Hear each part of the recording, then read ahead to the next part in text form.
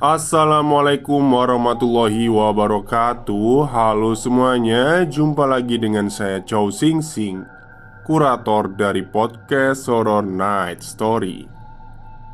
Halo, apa kabar semuanya? Semoga kalian semua sehat-sehat ya.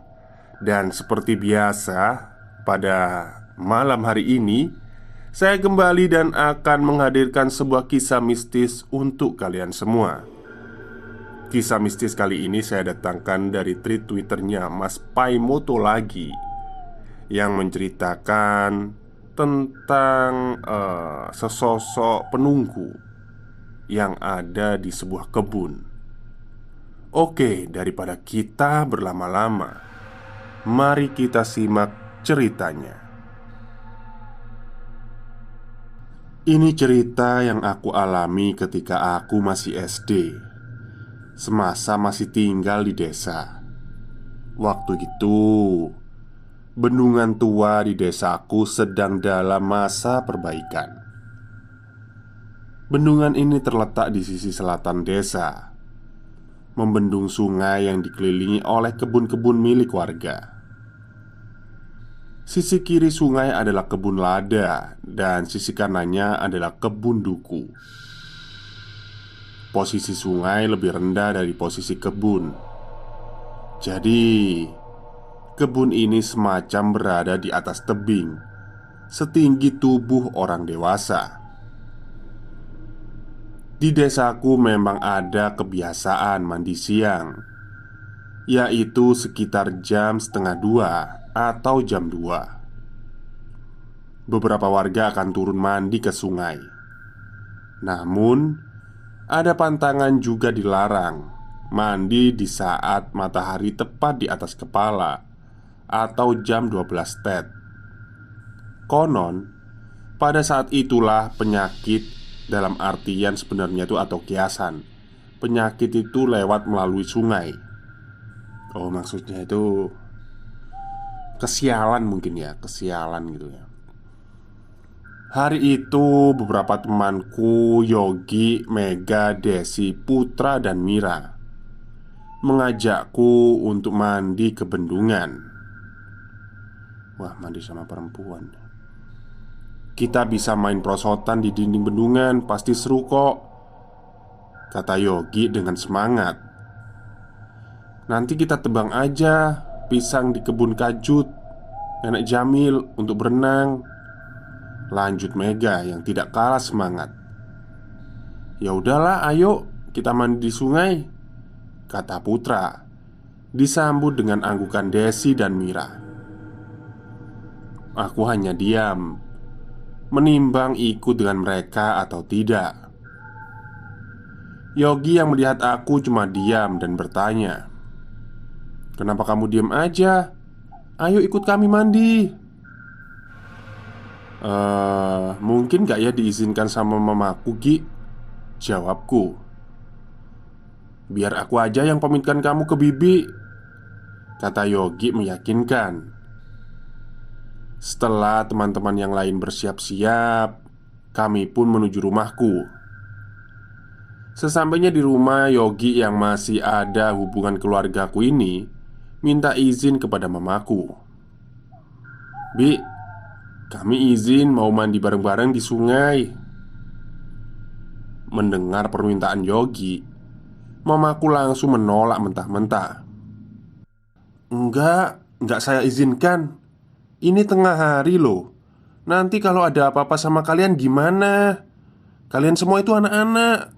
Pokoknya nggak boleh." Mama memberikan keputusan yang tidak boleh diganggu-gugat. Aku merasa sangat kecewa. Ku katakan pada teman-teman agar mereka pergi saja tanpa aku. Tapi ternyata teman-temanku ini sangat gigih. Tidak pergi satu ya tidak pergi semua, kata mereka. Mereka berkata seperti itu bukan berarti kami tidak jadi pergi, tapi kami nekat pergi tanpa izin dari mamaku. Kami pamit pergi main lagi, tetapi malah menuju ke sungai. Setelah melewati 2 rumah penduduk, kami mulai memasuki kebun duku. Berjalan sebentar, Lalu sampailah di bendungan. Kami semua sangat kegirangan. Yogi bahkan memanjat salah satu pohon di tepi bendungan, lalu terjun dari atas ke dalam sungai. Hal itu membuat otomatis air sungai menjadi keruh. Tapi karena saat itu tidak ada seorang pun yang mandi selain kami, jadi ya kami bebas melakukan apapun.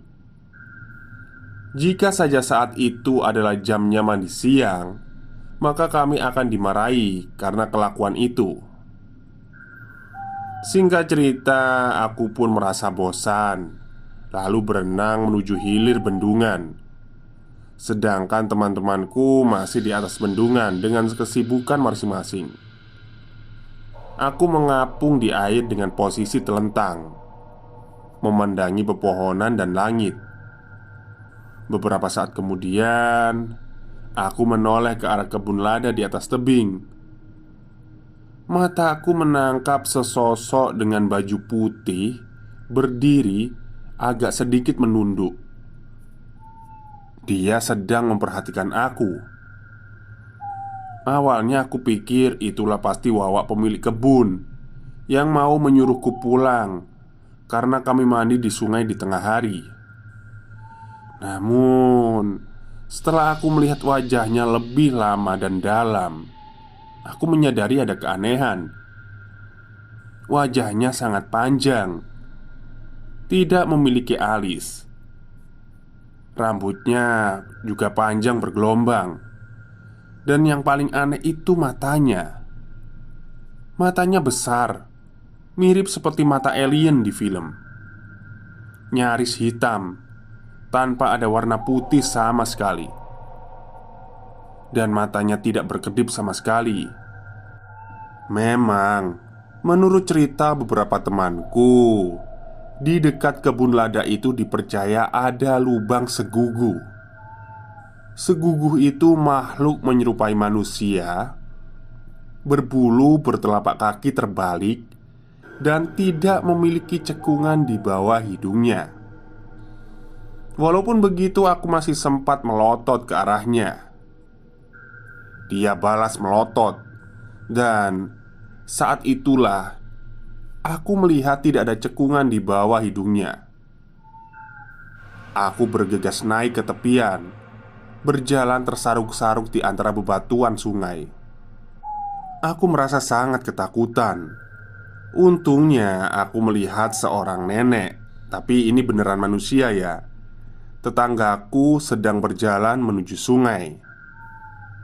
Aku segera mendekati si nenek itu dan berkata, "Nek, ada hantu di sana," kataku sambil menunjuk ke arah kebun lada. "Mana?" tanya nenek celingukan mencari sosok yang kusebutkan. Ternyata sosok itu sudah berada di ujung kebun. Anehnya, jika memang dia berlari atau berjalan di kebun yang penuh dengan dedaunan dan ranting-ranting kering, mengapa tidak sedikit pun meninggalkan bunyi? Sama seperti saat dia datang tadi, aku tidak sedikit pun mendengar bunyi langkah kakinya. Nenek pun berkata, "Mana ada hantu siang-siang gini, cu?" "Itu, Nek, yang baju putih itu," terangku kepada nenek. Nenek memicingkan matanya untuk melihat lebih jelas lagi. "Oh, mungkin orang mau metik lada, cu." "Enggak, Nek. Enggak mungkin dong ngambil lada pakai baju warna putih kayak gitu. Nanti kotor bajunya." Oh iya, bener juga ya.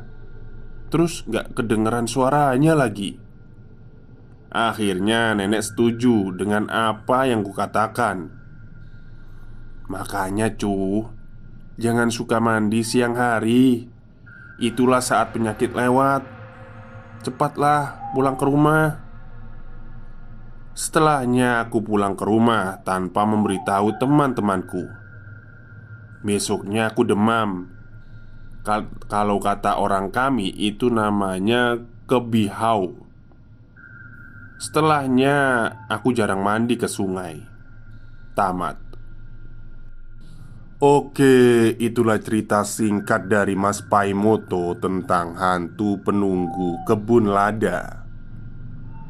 Jadi kalau di tempat saya ya, itu orang Jawa itu nyebutnya sawanen ya. Jadi kalau kita setelah melihat sesuatu yang menyebabkan pada akhirnya kita itu demam atau sakit, itu namanya sawanen. Terus ya di cerita ini akhirnya bisa kita ambil kesimpulan bahwa ternyata mandi siang itu tidak baik.